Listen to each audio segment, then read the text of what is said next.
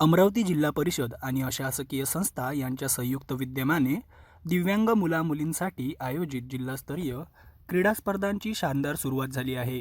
हनुमान व्यायाम प्रसारक मंडळ येथे या स्पर्धा 15 ते 17 जानेवारी 2025 दरम्यान होत आहेत.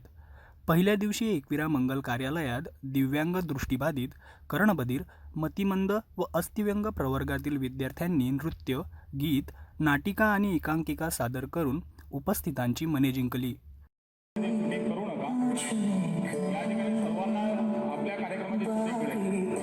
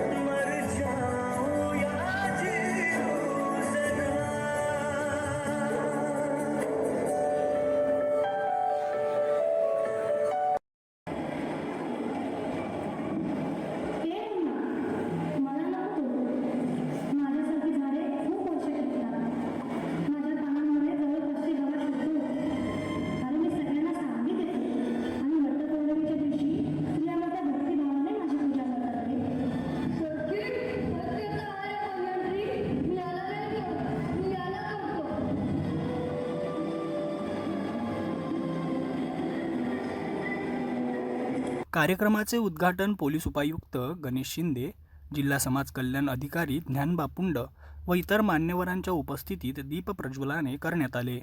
कार्यक्रमाचे सूत्रसंचालन ज्ञानेश्वर आमले यांनी केले, तर शिक्षक, शिक्षकेतर कर्मचारी व विद्यार्थ्यांनी मोठ्या संख्येने उपस्थित राहून या कार्यक्रमाला भरभरून प्रतिसाद दिला.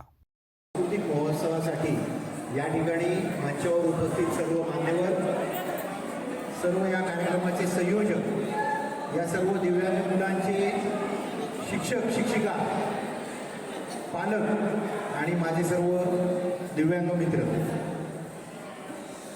बघा, ही जी मुलं आहेत त्यांना बोलता येत नाही किंवा ऐकता येत नाही, अशी काही मुलं त्यांनी ते सादरीकरण केलेलं आहे. परंतु एक पुस्तक जेवढा संदेश देऊ शकणार नाही तेवढा संदेश त्यांनी त्यांच्या 5 मिनिटांच्या नाटिकेतून दिलेला आहे. आणि ही जी त्यांची